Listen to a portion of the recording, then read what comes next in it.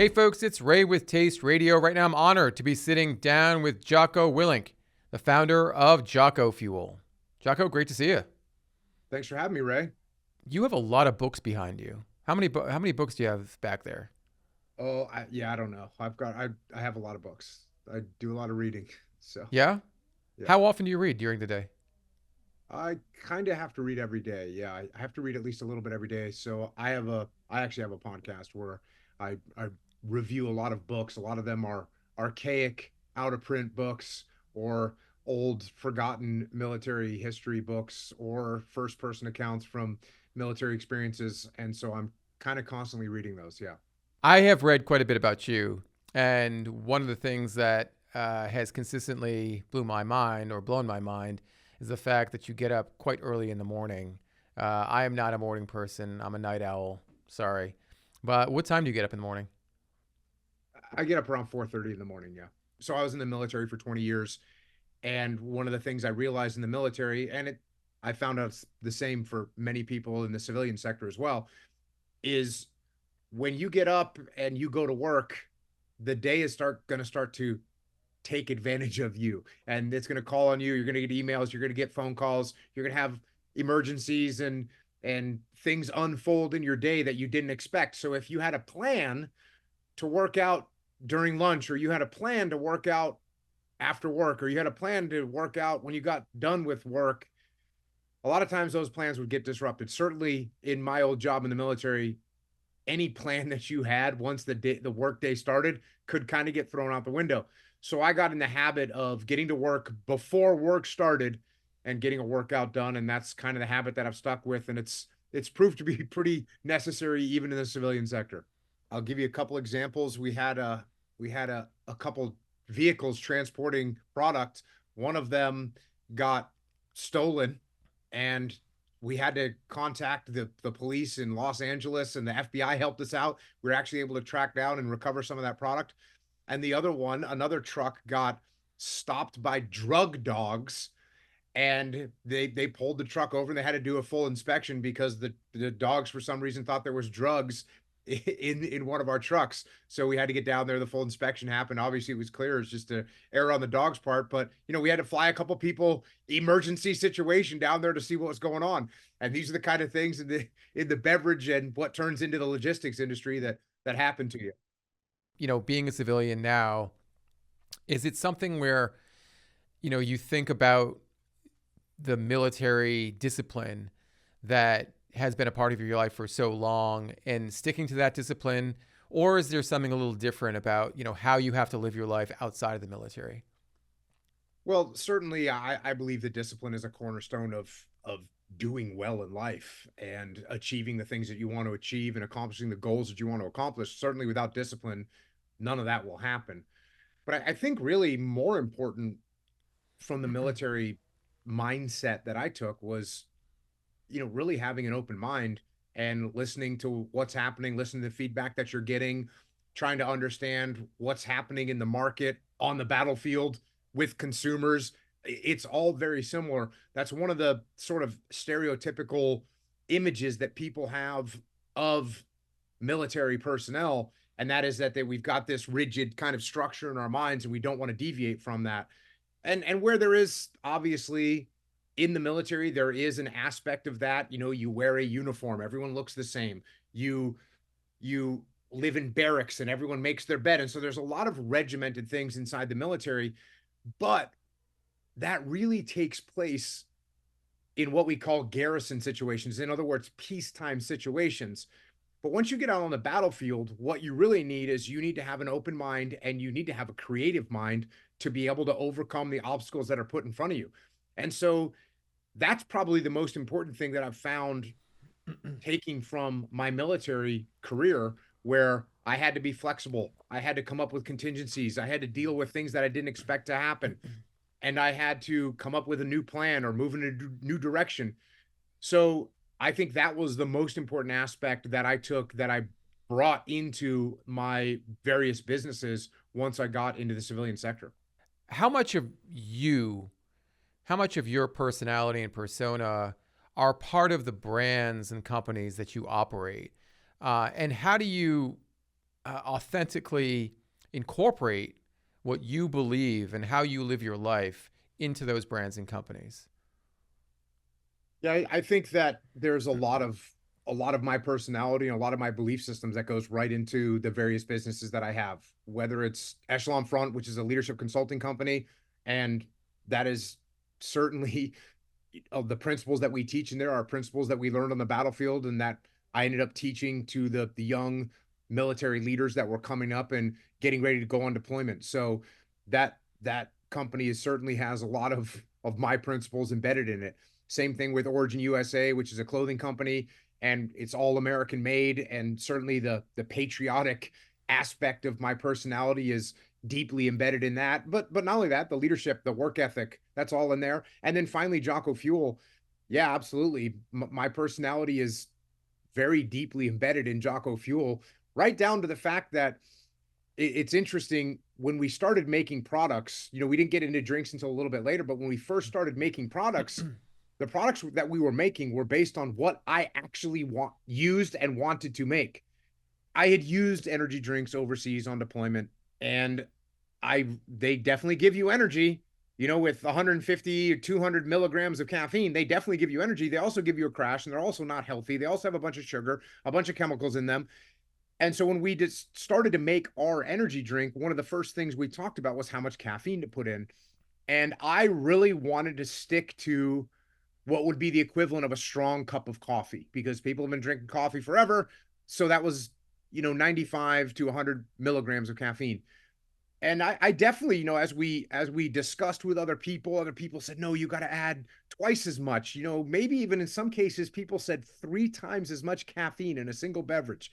Getting up to 300 milligrams of caffeine, and I just didn't agree with that. It's not healthy. And so we did. I held the line. I got the team on board. They ended up seeing, as I explained it to them, explained them the why this was important to me, and everyone understood it. And so that's what we did. We rolled out on the market with an energy drink that only had 95 milligrams of caffeine, like a cup of coffee. Now, what we did do was we enhanced it with other ingredients like alpha GPC and bacopa and theanine that give you more sustained energy. But that's what we stuck with. And what we've seen over time is there's now developing a market for lower caffeine energy drinks.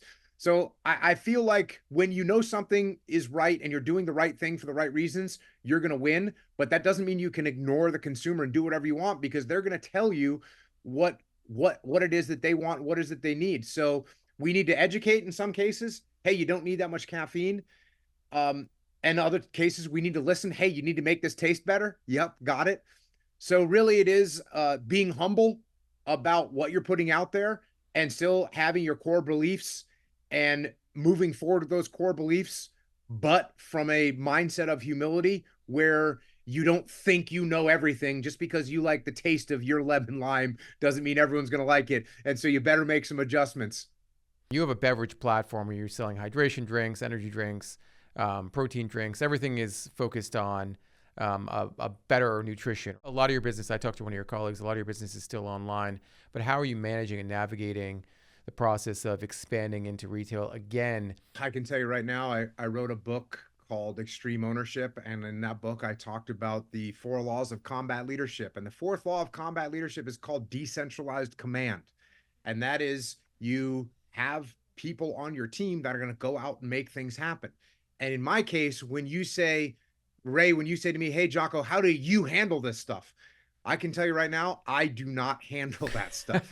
I've got an outstanding team of on the sales side, on the supply side that came from all different companies, but with the background that they have the knowledge, the connections, the relationships, the know-how to make these things happen. So we started, when we started the company, sure, it was really just myself, Brian Littlefield and Pete Roberts. We were the original founders of Jocko Fuel. And we did an all right job. Brian did a great job with formulation. Brian had come from a supplement background, so he kind of understood that. Pete's a brand guy, and he knows about manufacturing, knows about logistics, and we were able to get the thing moving. But very quickly, when we saw the demand signal, very quickly, we realized we were going to need some people that were professionals in these various aspects, everything that you just talked about, people that really truly understood how these companies grow and scale, because we did not have that knowledge. So we assembled a great team over time. You know, our president, our current president right now, came from this background, and he worked in some of the biggest companies in the world. He knows how to make it happen. I already mentioned our COO. She came from this background and really understands logistics, really understands food and logistics. So she's just outstanding. Some of our salespeople were actually buyers for some of these big uh, retail places that we're now in, but they have that experience. So what we did, Ray, or what I did, is I assembled a team of great people that really know and understand this industry infinitely better than I do, and they've taken this and run with it. And as they ran with it, we came together with a good strategy that made sense in a way to make this happen, where one of the problems that we had to watch out for was actually growing too fast. So we had to be careful. We wanted to make sure that we never let our retail partners down. We said no to quite a few retailers early on, just because we didn't have the capacity on the logistics side to get there yet. And we didn't want to be, an organization that told someone we were going to be in their stores and then couldn't provide them with what they needed. So we grew at a cautious, it was an aggressive but still a cautious pace, and we did that by bringing in experts to this company that have a ton of experience. We all work together extremely well. We have frank discussions, and that's how we've been able to do it. How do you manage the inevitable mistakes and pitfalls that come with building a beverage business? In the military, you make a mistake, it could be a life and death mistake. In the beverage business or consumer products in general, you make a mistake, it costs you a lot of money. It's not life or death, but it could also cost someone their job. How do you talk to your team about how to manage mistakes? Again, I wrote a book, a book called Extreme Ownership, and that book is about what you do when you make mistakes, or that's at least one of the key components. And look, there was times out in the military where I made mistakes and things went wrong. Things went terribly wrong in some situations. And what I did in those situations is took ownership, because I'm the person in charge.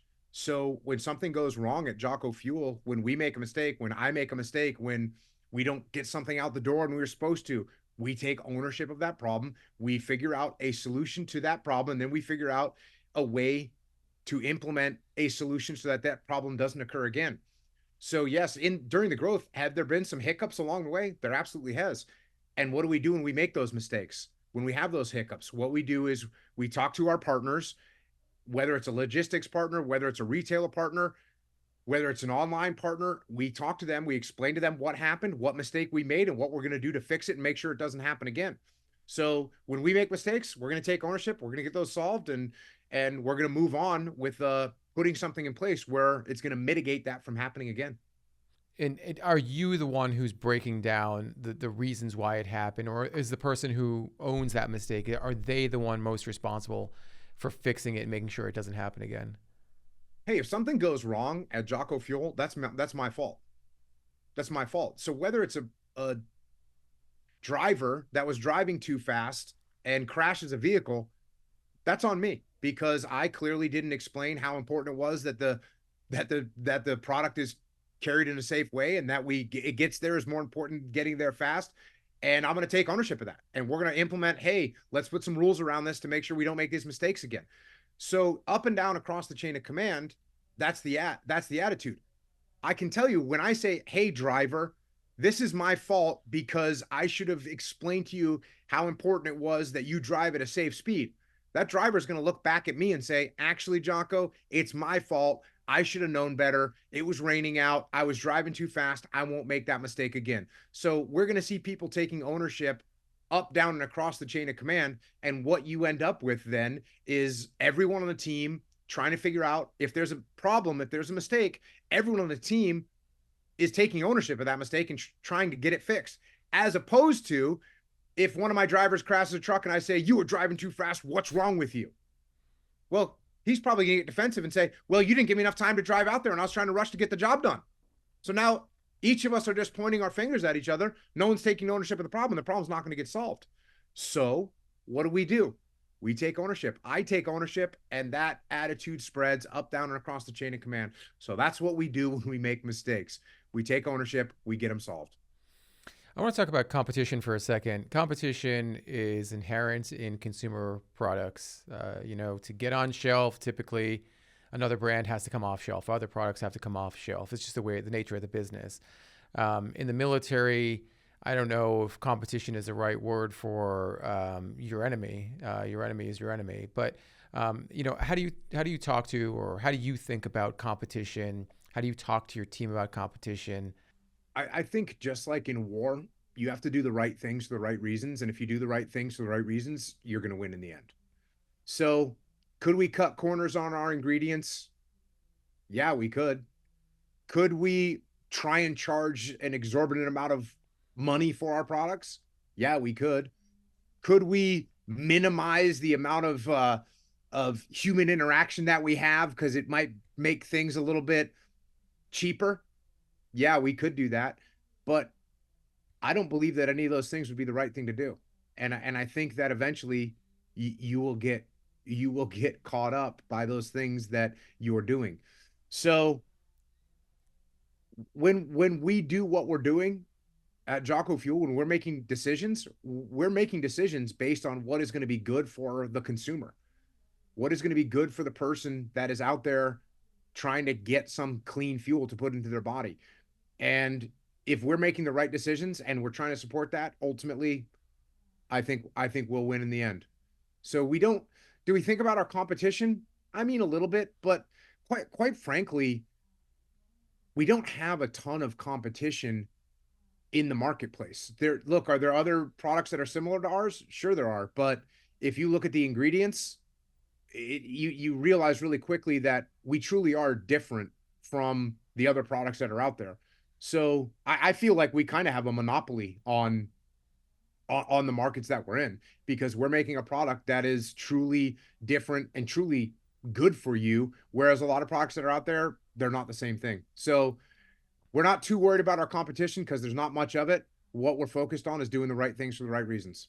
And the reasons for us is getting a good product to the consumer.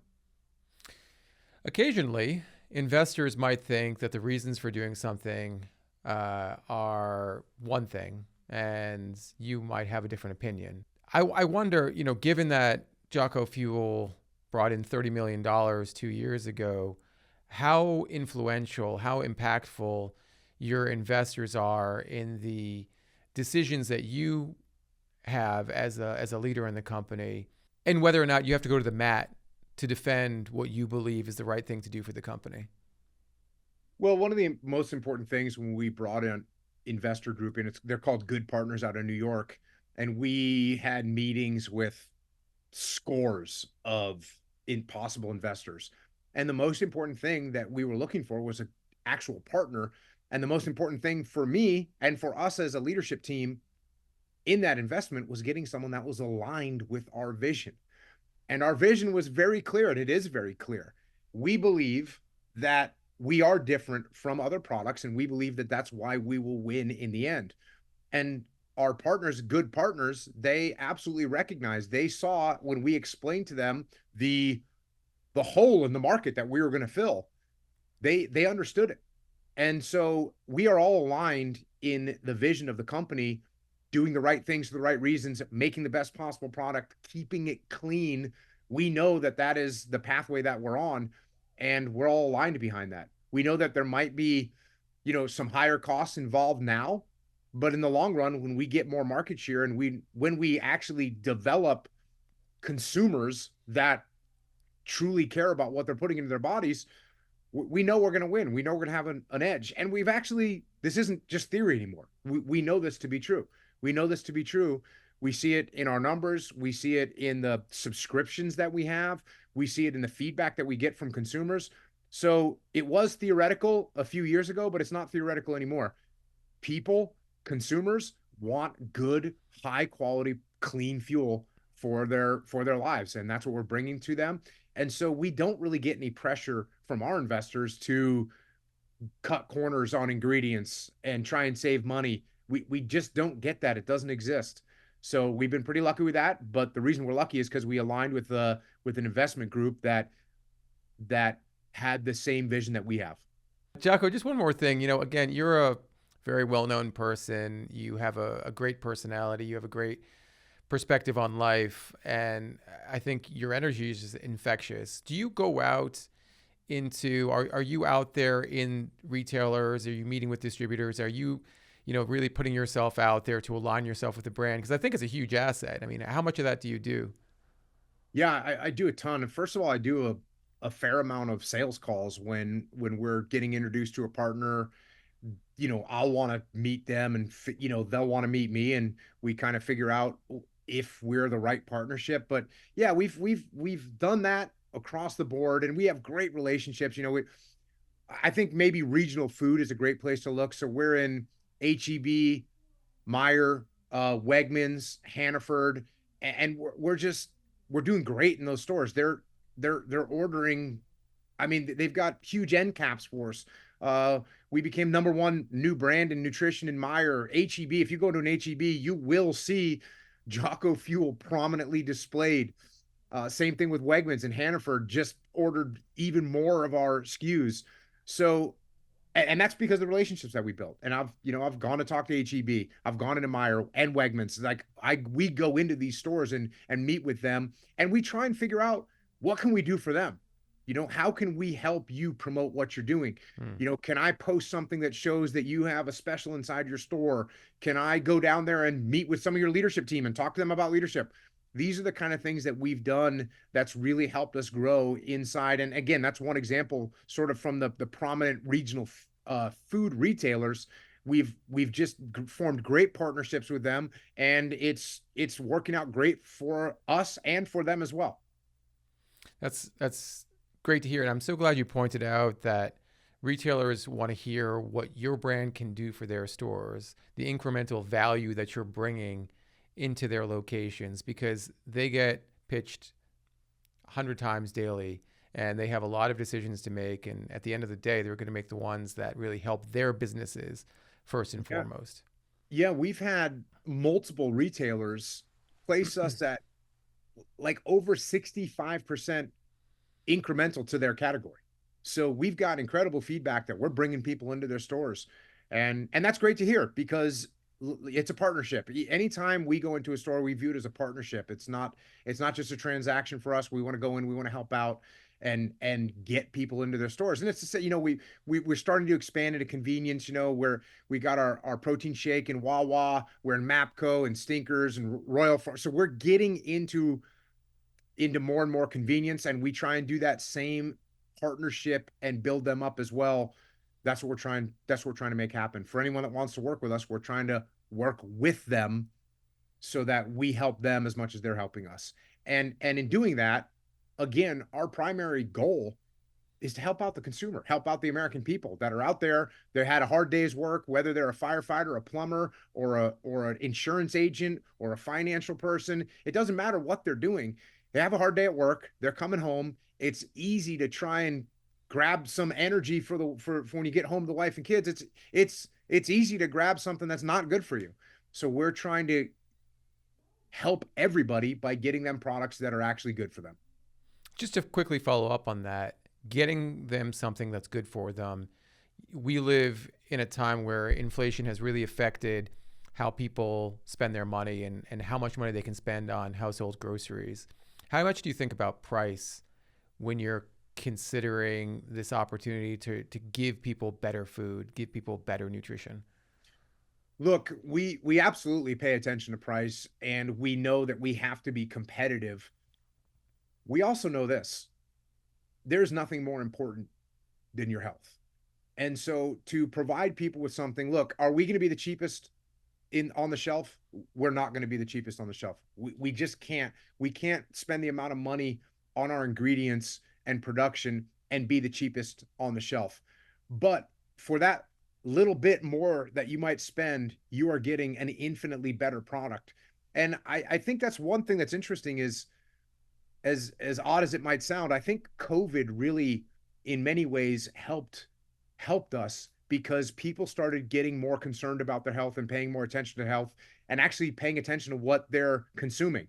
And so, as people read ingredients more and more and understand more and more about what they're putting into their bodies, we're going to do better and better because we look, is our product a little bit more expensive? Yes, it is. But is there anything that is worth more than your health? So even though we might be a little bit more expensive, again, we're doing the right things for the right reason. And I think in the long run, we will win. We will win. Jocko, it's been so great speaking with you. Thank you so much for taking the time. I don't know if you're going to be at the NAC show, the National Association of Convenience Store show, in a few months, but if you are, it'd be great to meet in person. And I'm sure there's a lot of our listeners who would like to meet you in person as well. Well, I can't guarantee. I don't control much of my calendar at all. It's pretty much getting filled up by other people, but they may have it on there already. They may not have something else on there, but if I'm there, I look forward to meeting you and the rest of the people that are out there trying to get people to good products. Fantastic. All right. Once again, thank you so much and look forward to catching up again soon. Thanks for having me. Appreciate it.